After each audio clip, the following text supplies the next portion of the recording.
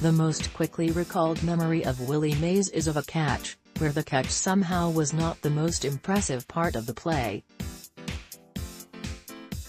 With the score tied in Game 1 of the 1954 World Series, Mays, with his back to home plate and racing at full speed toward the center field wall at New York's Polo Grounds, caught a prodigious drive from Cleveland's Vic Wertz over his shoulder, more than 450 feet from home plate. A hit would have put Cleveland ahead of Mays' New York Giants in the top of the 8th inning. As soon as he caught the ball, Mays turned abruptly and threw it back to the infield in one motion, tumbling to the ground with his cap flying off. Without Mays' quick thinking and skill, Larry Doby, the runner on second base, might have been able to advance 2 bases on this ball hit to deep center field and give Cleveland the lead late in the game. Mays' throw kept Doby at third base and also prevented the runner on first base from advancing. Cleveland did not score in that inning, and New York won the game in extra innings before going on to win the World Series in a sweep. The catch offered a snapshot of Mays' style in one play: beautiful, sleek, powerful, efficient, elegant and brilliant. Today, when a kid makes a catch over his shoulder, it's still a Willie Mays catch, says James S.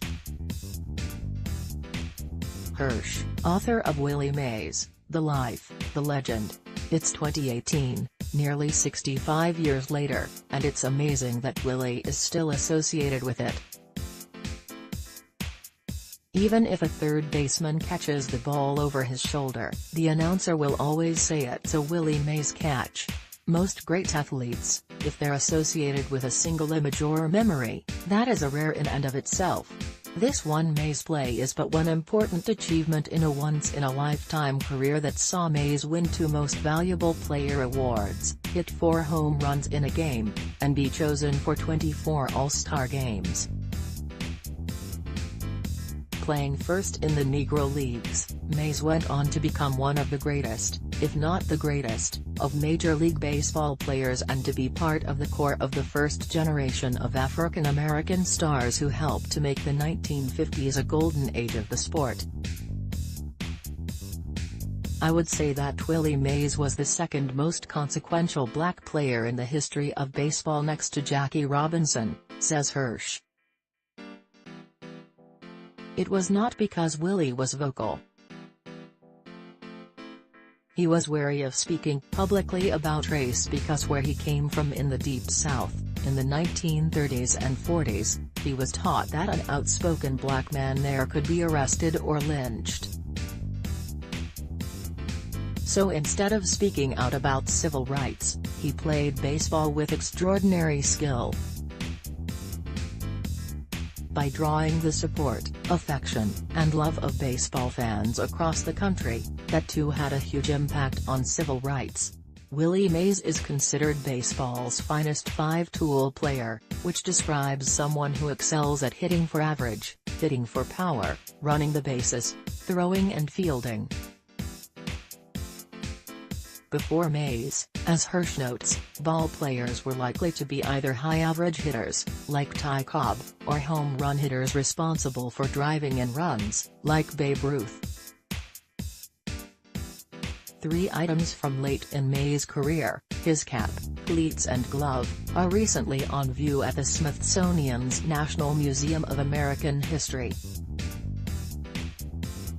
In MAH, Mays signed the cap and included the word "Say Hey." In MAH, Mays wore all of these items with the San Francisco Giants between 1970 and 1972. In MAH, Mays' glove is clearly marked in ink with a player's name and uniform number. In MAH, by doing everything well, Mays redefined the game of baseball, says Hirsch. But it was also Mays' style and his desire to entertain that fans recall. Mays didn't just run the bases, he ran them with his cap flying off and an abandon which fans could not forget. He didn't just catch the ball, he used a basket catch at waist level, a confident and sophisticated move which was not being used in the game at that time and which also put him in a better position to throw the ball. Known as the Say Hey Kid, a nickname of imprecise origin but which includes the ebullient, joy-filled exclamation "Say Hey" that Mays would yell out, Mays' playing career had 4 distinct arcs. He played first in the Negro Leagues, then in New York through 1957, where he, along with Mickey Mantle and Duke Snider, was one of the city's 3 preeminent center fielders. In San Francisco, after the team moved, from 1958 until early 1972, and then back in New York with the Mets from May 1972 through 1973, where he would become a valuable part-time player on a pennant-winning National League team. 3 items from late in Mays' career are recently on view at the Smithsonian's National Museum of American History. Thomas Tull, a businessman, film producer and part owner of the Pittsburgh Steelers, donated a cap and cleats that Mays used, as well as a glove clearly marked in ink with Mays' name and uniform number. Mays signed both the cap and cleats, and, on the cap, Mays included the word "Say Hey." Mays wore all of these items with the San Francisco Giants between 1970 and 1972.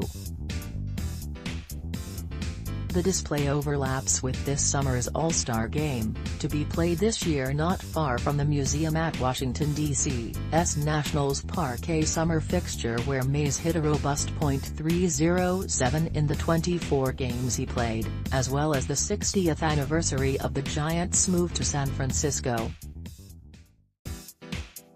When someone sees these items, there are 3 things that he or she should take away, says Eric Jensch, the museum's curator of popular culture and sports.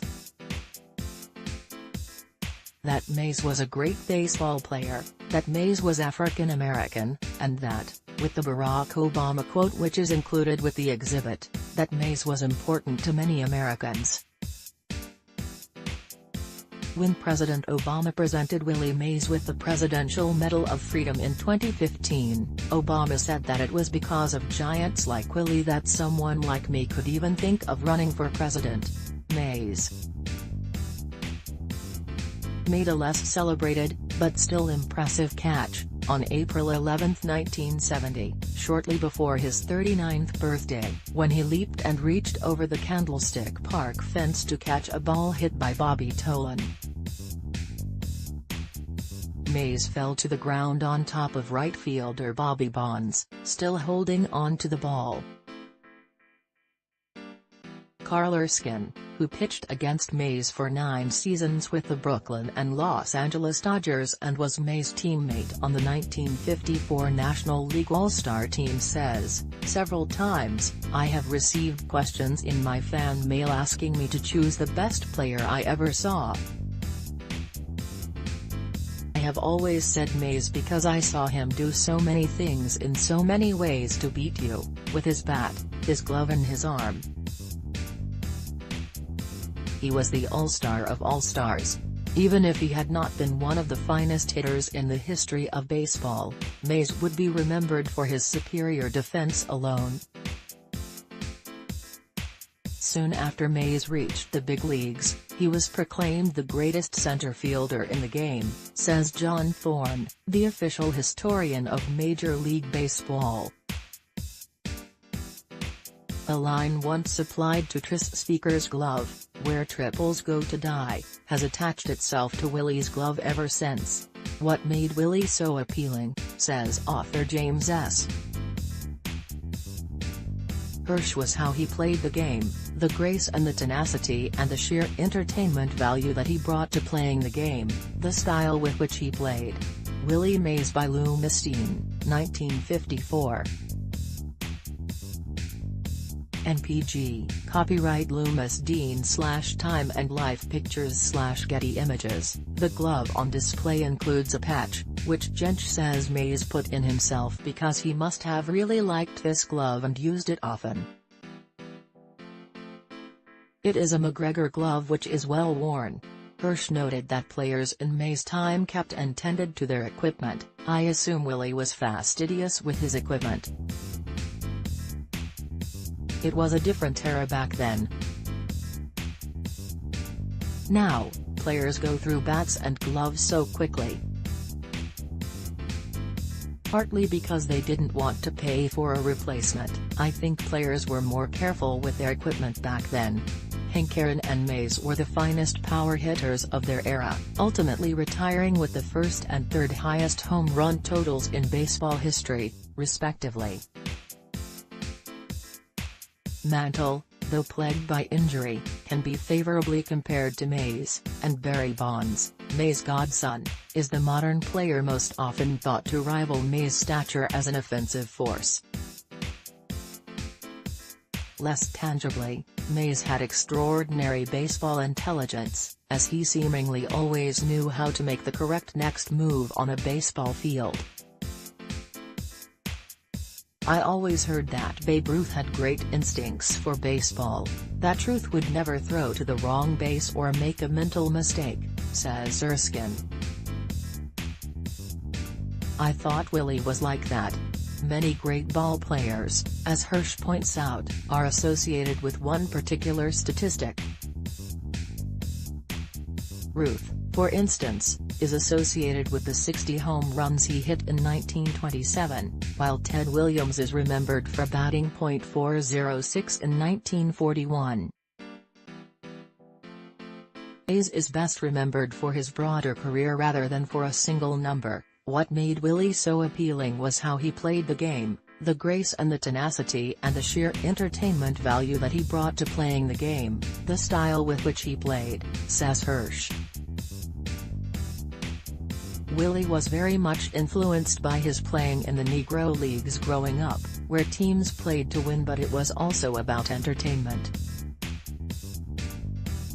Willie told me his objective when he came to the ballpark was not just to help his team win but to leave the fans with something to talk about when they left the ballpark.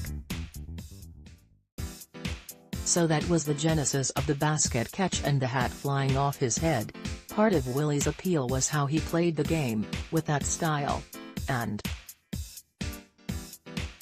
he was just so good. The Willie Mays hat, glove and cleats are on view in the exhibition American Stories at the National Museum of American History in Washington, D.C.